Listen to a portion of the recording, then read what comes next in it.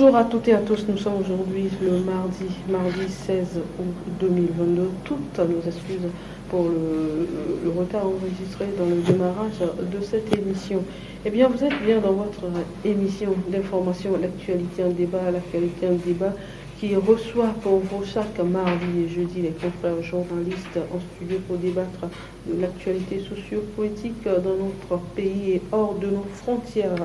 Aujourd'hui, nous sommes pour l'instant avec Stan Asiator, journaliste à l'opinion protégée, si tout va bien, si Dame Nature le permet. Germain Poli, le directeur de publication du journal Togo Réveil, va nous rejoindre dans quelques instants. Eh bien, nous parlerons essentiellement de la situation qui prévaut actuellement au marché Agoué-Assiyé.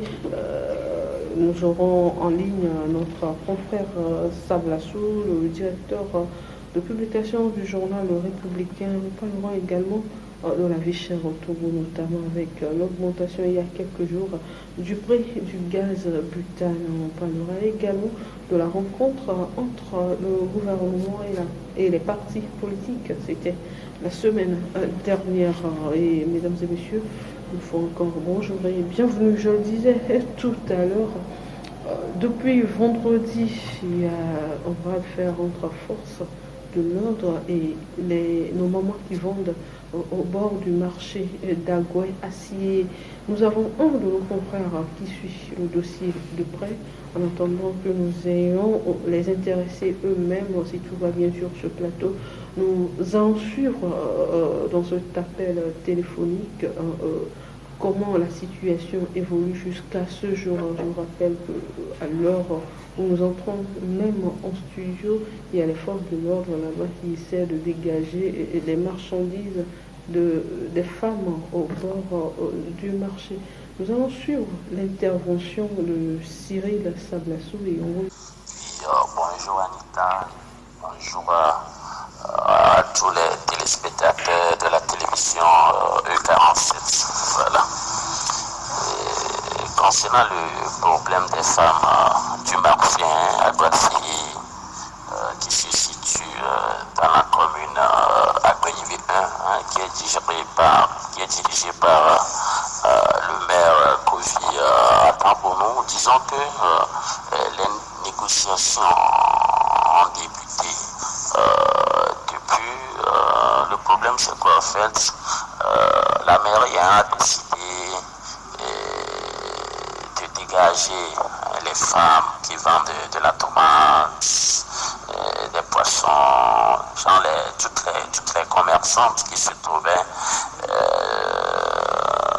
aux allongements des murs, du marché. Maintenant, les femmes, elles se posent une question, quand on les dégage, elles vont aller où? Parce que vous n'êtes pas sans savoir que le marché même est actuellement plein. Ces femmes-là vont aller où? Donc je crois que c'est ce qui a déclenché le mouvement d'humeur de l'autre fois. Et rapidement, le préfet a été saisi par le problème.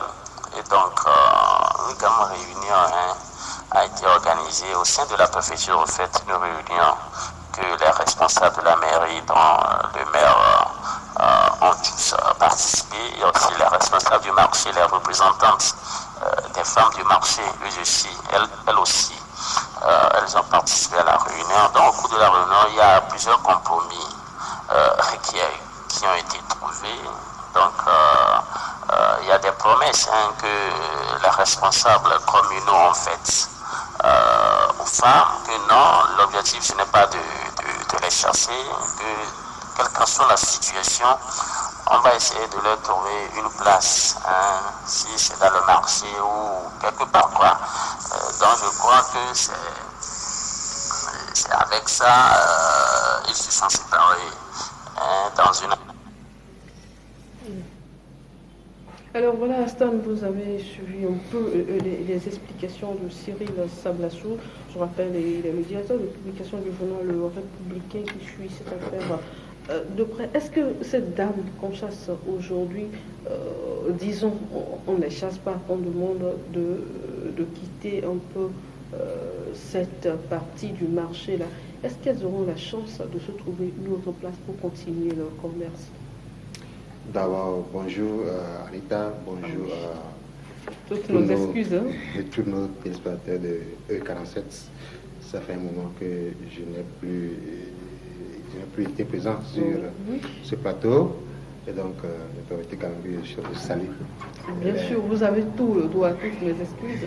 Ok, si on veut revenir au sujet, je pense que d'abord, l'initiative en elle-même n'est pas mauvaise, puisque quand vous voyez l'emplacement de cette dame-là, quand vous voyez les installations qu'elles font aux abords de ce marché qui est directement au bord de la route, et quand vous voyez l'influence au bord de ces marchandises qui sont juste à côté de la route et des dames, des clients. Alors, je ne suis pas en train de vous couper, mais on ne demande pas à cette dame de libérer la place. Non, pour raison de sécurité, mais on leur demande de libérer la place pour qu'on place des conteneurs qu'on doit louer. Ça revient du même au pareil. Oui, disons que l'emplacement anarchique au bord de cette bon, disons, de la voie, je suis d'accord avec de la voie. C'est-à-dire qu'elles occupent. S'il ne faut pas de véhicules. Elles occupent une grande partie, sinon carrément la moitié, sinon le 2/3 de la voie quand elles installent. Parce qu'il y a beaucoup de trucs qui se fait là-bas. Et on a l'impression même que le marché même s'est déversé et s'est installé au bord de la route. Et il y a quand même une influence là-bas qui doit en vérité interpeller tout le monde, qui choque quand on le voit. Et je pense que c'est un danger, non seulement pour les dames là, mais pour aussi les clients et également pour les agents de la route. Et donc c'est en ce sens que moi je salue. Je trouve que l'initiative n'est pas mauvaise, mais quand on me dit que on ne les dégage pas, non, pas parce qu'elles occupent la route, mais parce qu'on veut installer en fait, c'est le trottoir qui est en majorité occupé par ces dames-là. Non, si, disons la vérité, allez, si vous pratiquez régulièrement la route, là, vous allez voir qu'il y a des barricades, on prend une bonne partie. Ce sont cette dame qui barricade tout ça. Parce que quand vous voyez un peu les étalages, je ne sais pas si c'est au moment où moi je passe par là, quand vous voyez un peu les étalages, c'est le trottoir qui est plus occupé. Des fois, vous ne savez pas par où passer. Voilà, donc c'est ça que moi je dis que l'initiative est bonne.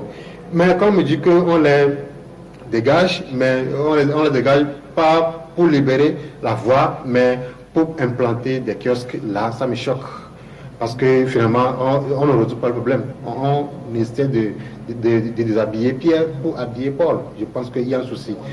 Et bon, le grand souci aussi est que, bon, si on installe les kiosques et que les dames ne commencent pas à faire leur activité, est-ce qu'on n'aura pas également ce qu'on refusait? On n'aura pas également ce danger-là qu'on décrit actuellement au bord de cette route? C'est là toute la question. Maintenant, est-ce que si on déplace les dames là-bas avec les kiosques, ça veut dire que le nombre sera limité et toutes les femmes n'auront plus accès en tout cas, toutes les femmes n'auront pas assez, ne trouveront pas de place dans ces kiosques-là. Et donc, on va déverser une bonne partie au marché. Une bonne partie au marché, je reviens un peu sur la question parce qu'entre-temps, j'avais traité ce sujet-là. J'étais allée vers les bonnes dames. Elles me disent que c'est parce qu'il n'y a pas de place au marché qu'elles sont là. Parce qu'on demandait à cette dame de rejoindre le marché. Quand nous sommes allés vers les responsables du marché, eux, ils nous ont dit qu'il y a la place. Vendredi, quand le problème a commencé, puisque c'est une zone que je pratique beaucoup, je suis allée en tant que simple citoyen, sans caméra, sans rien. J'essaie de causer avec certaines dames, elles me disent que la place qu'il y a au marché, qu'elles reconnaissent qu'il y a un peu de place au marché, mais la place qu'il y a avec le nom qu'elles sont ici, il n'y a rien à dire, il n'y a pas match. Ça c'est vrai, puisque, bon, quand le marché a été construit, on n'avait pas autant d'habitants à Lomé. Il n'y avait pas autant de commerçantes qui... c'est-à-dire que le marché n'était pas construit dans on n'avait pas prévu que dans tel nombre d'années, il y aura assez de population, et donc il doit y avoir forcément de nombres qui vont quand même déborder. Je pense que le marché n'a pas tenu compte de tout ça là. Aujourd'hui, la population grandit, ça grandit en nombre, et donc forcément le marché ne peut plus contenir autant de commerçants. Je pense que c'est là où il y a un problème. Ça veut dire que quand on considère le marché, on n'avait pas eu une vision en long terme. Et donc, je dis ça nous rattrape. C'est là tout le problème. Et maintenant, est-ce que le fait de dégager par force les dames qui va résoudre le problème? Je pense que non. On doit quand même, actuellement, ce qu'il y a de faire est de repenser, trouver, si on veut quand même les dégager du bord de la route, on va quand même penser, construire. Sinon, il n'y a pas... S'il y a un autre emplacement... Par rapport à l'installation des kiosques, c'est vrai, c'est le maire de la commune, c'est un projet du maire de la mairie de la commune de Agoué 1, c'est ça, hein, le maire de la commune de Agoué 1. Quand on tourne à Agoué 1, est-ce qu'il n'y a pas d'autres endroits pour placer ces kiosques-là et permettre à ces femmes-là, bientôt la rentrée scolaire, on ne sait pas si elles sont en même temps papa et maman, ce qu'elles traversent, placer ces kiosques-là ailleurs, toujours dans la commune, et permettre à ces femmes de continuer leur activité. Voilà, je pense que le maire quand même, il doit y quand même avoir des réserves, des emplacements, des places pour l'État, sinon pour les autorités, où on peut trouver un espace où... Parce que ces kiosques-là, de vous à moi, ce n'est pas quelqu'un qui vient vendre la tomate. Ces kiosques-là, c'est pas ces gens. On l'a vu ici à Déticopé avec l'installation des kiosques. On a vu ceux qui sont dans les kiosques, ceux qui occupaient la voie auparavant. Vous avez vu la différence? Oui, ça c'est clair. Il y a des choses que l'on peut acheter et qu'on n'a pas forcément besoin d'aller au marché pour aller y trouver. C'est des trucs qu'on doit ici, habituellement dans nos habitudes, des trucs qu'on va tout à l'heure au bord de la route, on trouve et puis on revient à la maison. C'est comme ça nous sommes habitués. Et donc, aller dire à toutes les commerçantes d'aller au marché, bien de les caser forcément quelque part, je pense que ça n'avantage même pas les commerçantes et nous, la population. Vous avez dans vu la région, avec ce qui s'est passé, je ne sais pas si c'est le Golf 2 ou le Golf 3 au niveau du campus. Vous avez vu ces kiosques-là, ça ne dérangeait personne. Oui, mais les kiosques étaient là. C'est vrai qu'on a dégagé certaines personnes, mais bon, ça n'a pas eu assez d'effet comme... c'est pratiquement un marché qui va être déplacé là. C'est vrai que le maire, la mairie, elle a ses raisons, le maire et ses collaborateurs, ils ont leurs raisons, mais au-delà de ça, est-ce que l'humain ne doit pas prévaloir, surtout dans cette situation de vie chère? Oui, vous avez totalement raison. Moi, je continue par dire que les kiosques ne sont pas la solution à ce problème. Ce qu'il a lieu de faire, c'est carrément, on ne peut pas, c'est vrai que ça va coûter à l'État, mais si on ne peut pas, on doit tout d'abord penser à rénover le marché pour que ça puisse contenir autant de nombre, le construire avec une vision à long terme, parce que dans 15 ans, dans 20 ans, dans 30 ans, 50 ans, il y aura assez de nombre à Lomé, et donc forcément... Parlons de vision à long terme. La situation que nous vivons actuellement ne serait pas la conséquence des actes posés par l'ancien président de la délégation spéciale de la commune de Lomé, parce que au temps où le marché était animé, il n'y avait pas la décentralisation, c'était le président de la délégation spéciale qui gérait, à lui la faute ou à ceux qui sont là aujourd'hui? Je pense que ce truc de délégation spéciale, c'était un fiasco. C'était un fiasco. Ça n'a tenu compte de rien. Ça n'a arrangé rien dans nos communautés. Si vous-même, vous voyez maintenant comment les communes sont gérées, comment on gère dans les communes.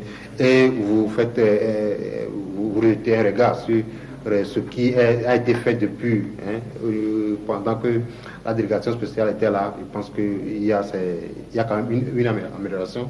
Et donc, dire que la délégation spéciale a donné quelque chose de bon, a fait quelque chose de bon.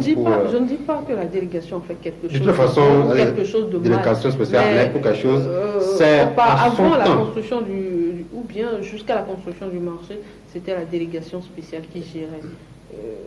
Cette faute de prévision, à qui doit-on l'attribuer? À cette délégation ou bien à la communauté elle-même? Je ne suis pas sûr que c'est quand même la délégation spéciale qui a construit le marché. Je peux me tromper, ou bien c'est l'État même qui a pris l'initiative de construire le marché. De toute façon, ceux qui ont eu l'idée d'installer ce marché là-bas n'ont pas eu une grande vision, n'ont pas pensé à l'avenir, n'ont pas pensé au long terme.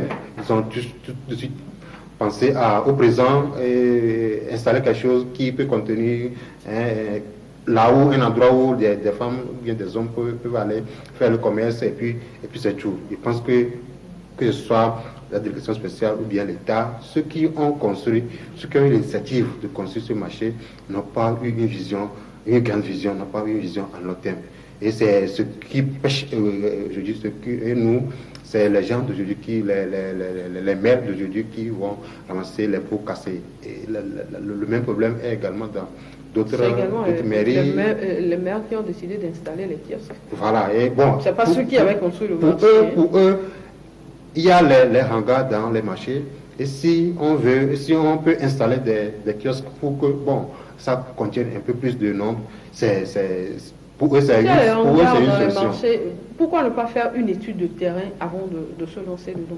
Je ne suis pas en train de jeter la pierre à qui que ce soit, mais ce sont juste des questions que je pose. Bon, je me dis que c'est la solution. Ne pas faire une étude de terrain avant de se lancer dedans? Oui, moi je me dis que c'est la solution qu'ils ont trouvée. À des mères de famille. Je pense que c'est. Alors que c'est ce qu'ils font. Oui, c'est. Pour jeune les debout en cette période de crise. C'est la solution qu'ils ont trouvée. C'est-à-dire qu'il y a un manque de place et donc on va installer des kiosques pour que ça contienne un peu plus de nombre. Et au même moment, dégager un peu la vérité. Mais nous sommes c'est l'État doit disons la vérité. Vous pensez que ces kiosques-là, vous avez vu un peu là où ces kiosques sont installés, ces kiosques-là, ce sont pour les revendeurs de tomates ou agdémés et autres là? Je suis d'accord avec vous que on va plus donner la priorité aux gens les prêts à porter, etc. Et je ne suis pas sûr qu'on va permettre aux gens, à celles qui vendent les condiments, etc., de s'installer au bord dans ces kiosques-là. Je ne suis pas sûr. Et donc, alors même que si on leur permet, qu'elles auront les moyens, parce que ces kiosques ne seront pas moins de 50 000. On ne sait jamais, peut-être c'est là où on dit que ce n'est pas une solution. Vos légumes jusqu'à payer 50 000 par mois. Voilà, c'est là où on dit. Sans oublier les tasses et autres. Et c'est là où on dit que ce n'est pas une solution. Et d'installer les kiosques là-bas pour les dames, ce n'est pas une solution. Puisque ça ne va résoudre en rien le problème qui se pose actuellement. Alors, autre sujet, toujours dans le social, depuis vendredi, si on peut le dire, c'est officiel, les Togolais vont désormais débourser environ le double de ce qu'ils dépensaient pour avoir le gaz butane. À la cause, le gouvernement a arrêté de subventionner le gaz butane. Stan, dites-moi, avec cette situation de vie chère, le moment est-il bien choisi pour augmenter le prix du gaz butane? est-ce que c'est une affaire de moment bien choisi? C'est quelle affaire alors? Puisque c'est un truc qui se suit,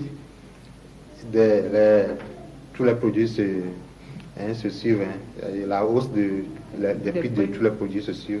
C'est une chaîne, on dirait une chaîne. C'est tout qui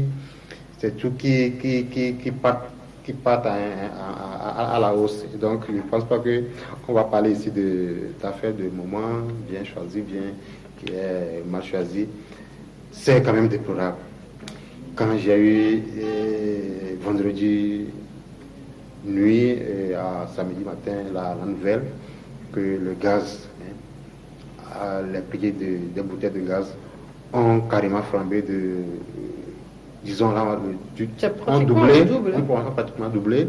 J'ai été scandalisé. 3100 et quelques. Maintenant à 6000 et quelques, et quitté 6500 pour 11 000, c'est le double. C'est carrément le double. Je pense que j'ai été scandalisé quand j'ai appris la nouvelle. Je me suis dit, je me suis demandé, comment se fait-il qu'il faut, même si on doit augmenter, comment se fait-il que le prix peut aller jusqu'à doubler directement comme ça?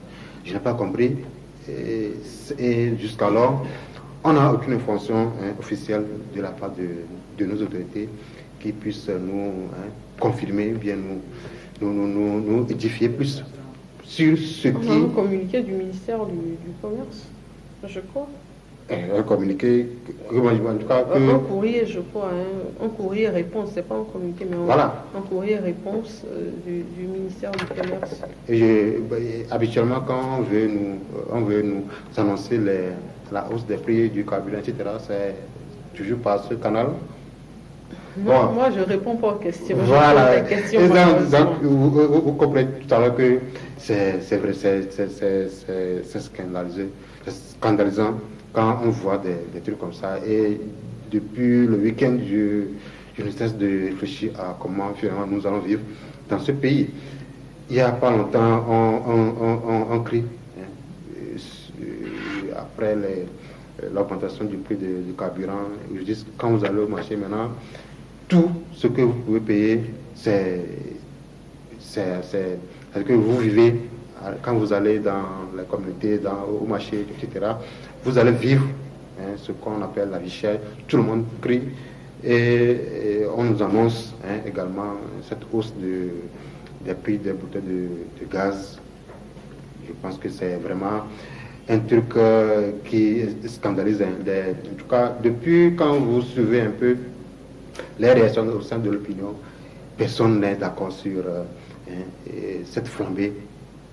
Chaque fois qu'il y a augmentation, personne n'a été d'accord, malheureusement. Oui, mais pour les bouteilles de gaz, je pense que vraiment il y a que vraiment on réfléchisse sérieusement sur le sort des Togolais. Et quand on est là et que nos autorités ne disent rien sur cette augmentation, je pense qu'il y a un problème. On doit quand même nous informer, nous annoncer, nous expliquer le pourquoi finalement ça a flambé ainsi. Bon, c'est vrai que le gouvernement disait toujours que c'est parce qu'il subventionnait le gaz que jusque-là, on n'a pas eu d'augmentation malgré l'augmentation à 4 reprises du prix du carburant. Donc, c'est pour cela que le gaz a été maintenu, le prix du gaz a été maintenu. Alors, dites-moi par rapport à la subvention, dites-moi, si le gouvernement dit aujourd'hui qu'il ne va plus qu'il a arrêté de subventionner le prix du gaz, est-ce que nous devons retourner à l'ancien système, c'est-à-dire ressortir nos fourneaux, acheter les charbons de bois, acheter tout ce qui va avec, malheureusement, faire le feu à l'ancien système. Malheureusement, c'est ce qui va arriver malheureusement. Bon, j'ai visité une maison hier dans la soirée.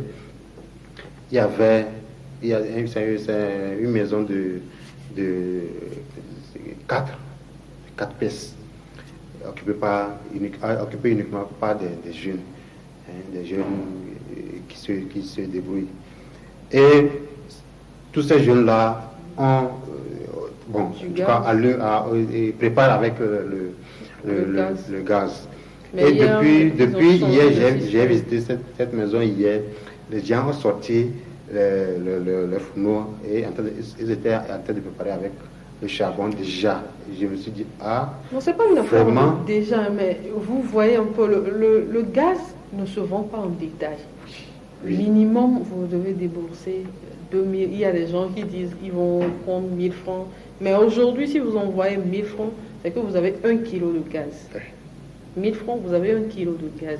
Alors qu'avec 1000 francs, vous pouvez préparer pendant au moins, si vous êtes célibataire, vous pouvez préparer pendant au moins 2 semaines. Oui. Vous imaginez, le charbon de bois se vend en détail, mais le gaz ne se vend pas en détail. Alors, à quoi servent les projets de reboisement initiés il y a quelques années par nos autorités? Vous avez vu la dernière fois avec la célébration du 1er juin où il y a eu tellement d'initiatives, le projet 1000 arbres, c'est ça, hein? Et tout ça là, si ces arbres-là sont destinés à être coupés quelques temps après seulement.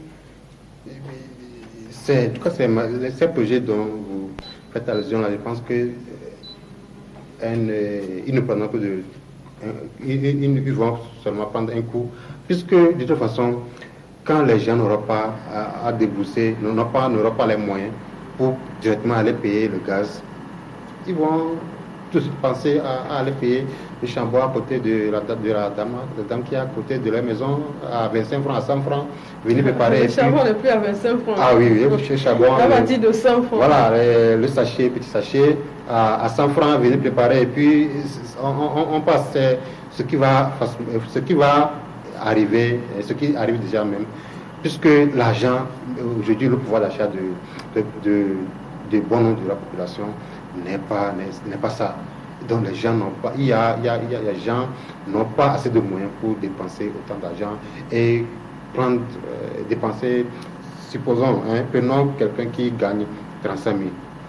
Il va, il 35 000, avec dans ces 35 000 là, il va payer le gaz à 11 000, bien à 6 000. On suppose que quelqu'un qui gagne 35 000, cette personne va opter pour un gaz de 3 500 parce que il faut faire des trucs en moyenne. Voilà, donc, ok, même s'il paie donc là, il paie le gaz à plus de 5 000. Voilà, et n'oubliez pas qu'il y a le carburant qui doit quand même se dépasser. S'il a un moyen de déplacement, s'il n'a pas de moyen de déplacement, c'est qu'il va encore dépenser plus. Il y a l'électricité à payer, il y a l'eau, il y a le manger, l'habillement, et ça dans un mois. Vous imaginez un peu comment les gens vont vivre. Et donc, je pense qu'il y a vraiment urgence que les autorités prennent de bonnes décisions en faveur de la population. Sinon, nous sommes en train d'aller vers quelque part et finalement, on ne sait même pas là où ça pourrait nous amener. Et donc, je pense que vraiment, alors, on doit question réfléchir. Qui peut rire, c'est depuis vendredi que je pose cette question aux gens. Entre la subvention du carburant et la subvention du gaz, du temps, vous choisissez quoi déjà? Avant qu'on continue rapidement, c'est juste une petite question comme Je ça. pense que le gaz est mieux. Le gaz c'est mieux. C'est mieux. Donc on peut acheter le carburant en 1000. Est-ce que le gaz c'est mieux? Puisque avec le carburant, la flambée du prix de carburant a des répercussions sur beaucoup de choses au marché, même dans les boutiques, etc. Donc bon, les deux vont de pair. Je pense que bon, si on peut. Donc on essaie de subventionner les. Bon, si on veut. Voilà, il n'y a pas de choix. Si on veut augmenter le gaz, c'est la première personne le carburant. Qui n'a pas le choix. Hein. Alors, quel impact sur la rentrée scolaire qui s'annonce? Regardez un peu. Apparemment, les prix des fournitures ont connu une hausse et autre là. Quel impact? L'impact est que sur le marché, tous les prix de tous les produits connaissent actuellement une hausse au niveau de leur prix. Tous les prix, presque tous les prix. Il n'y a pas d'exception.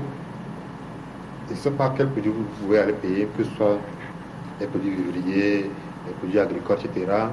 Je ne sais pas quel produit qui peut faire l'exception en ce moment. Et donc, C'est la même chose pour les fournitures, les articles scolaires, etc. Nous, au niveau de notre fédération, nous avons quand même pensé au sujet, nous avons fait au niveau de votre rédaction.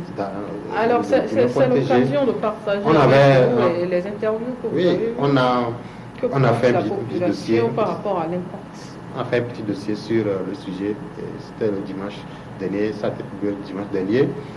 Et on a pris le volet scolaire. Et finalement, on a conclu que les études vont coûter encore plus cher aux parents dès la rentrée 2022-2023. Pourquoi? Parce que ça veut dire que malheureusement, certains de nos frères et sœurs vont... Ceux qui n'auront pas le moyen, en tout cas, vont s'ils ne prennent pas garde, vont abandonner. Parce que, sur le marché, le prix du paquet de cahiers de 100 pages qui coûtait avant 900 000 francs. Il paraît que c'est parti à 2000.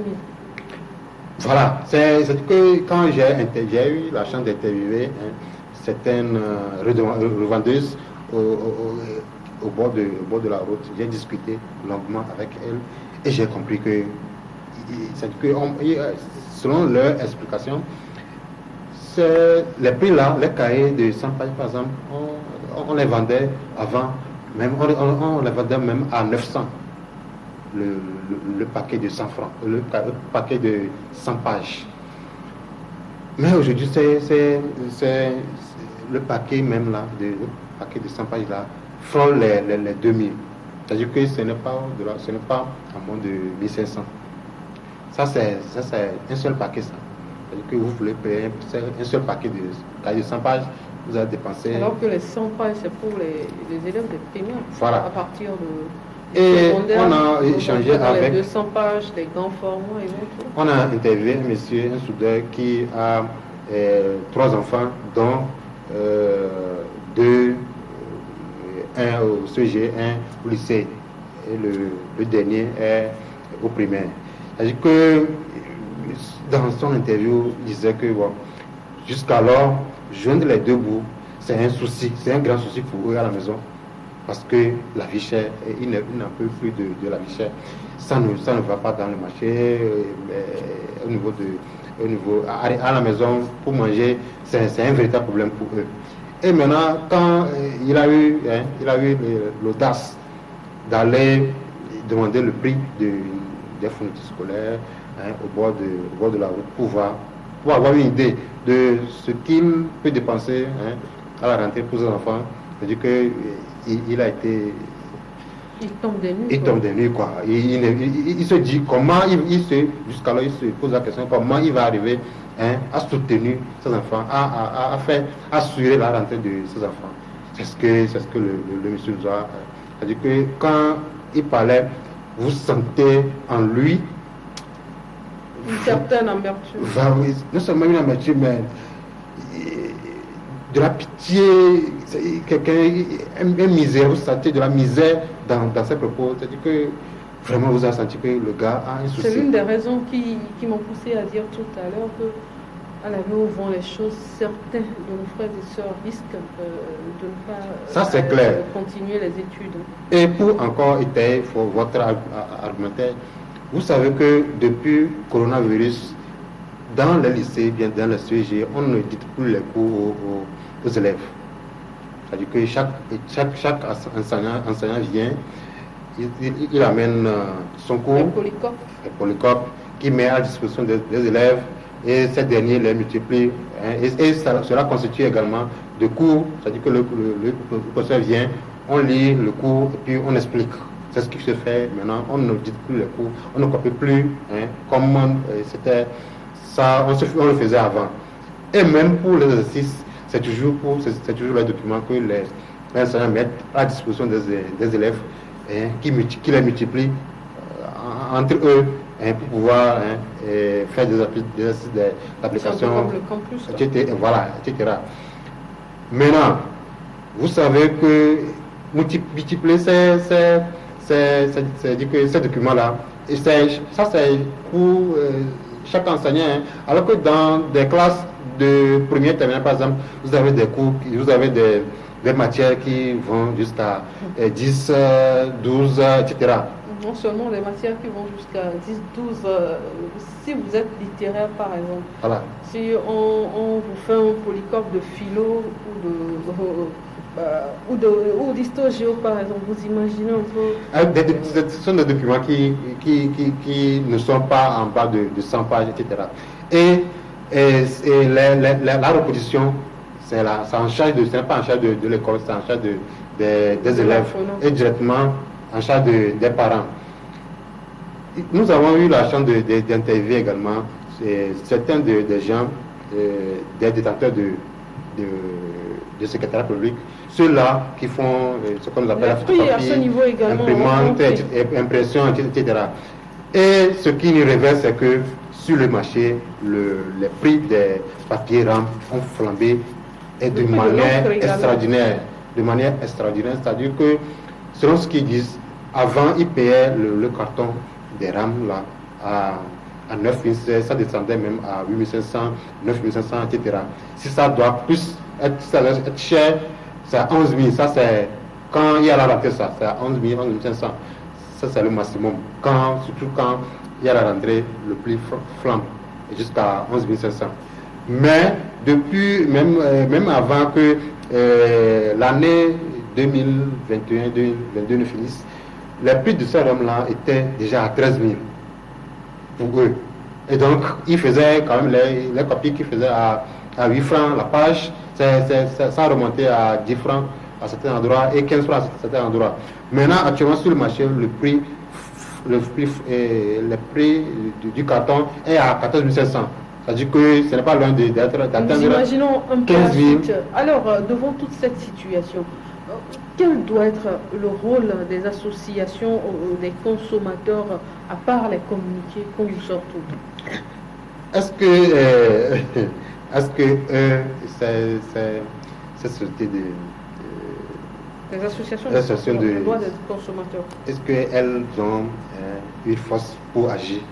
Elles ne peuvent que interpeller, faire des demandes. Interpellations, excusez-moi, on a remarqué que ça ne servait à rien.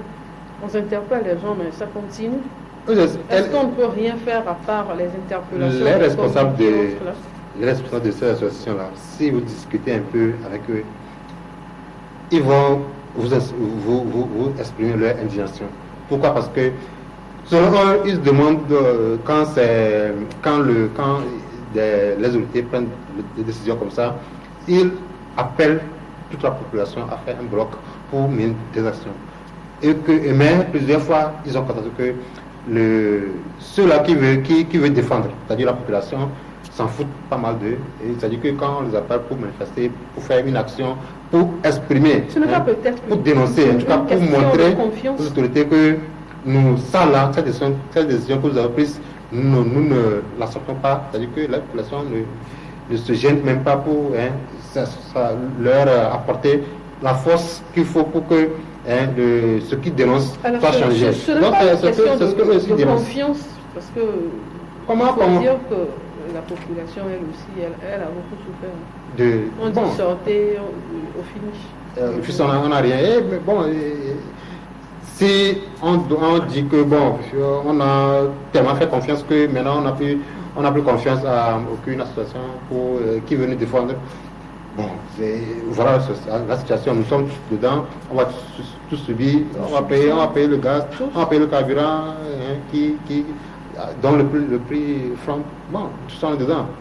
Alors, nous allons terminer rapidement avec la politique, surtout avec la rencontre entre le gouvernement et les partis politiques. C'était la semaine dernière, jeudi, où la chef du gouvernement rencontrait les délégations des différents partis politiques de l'opposition.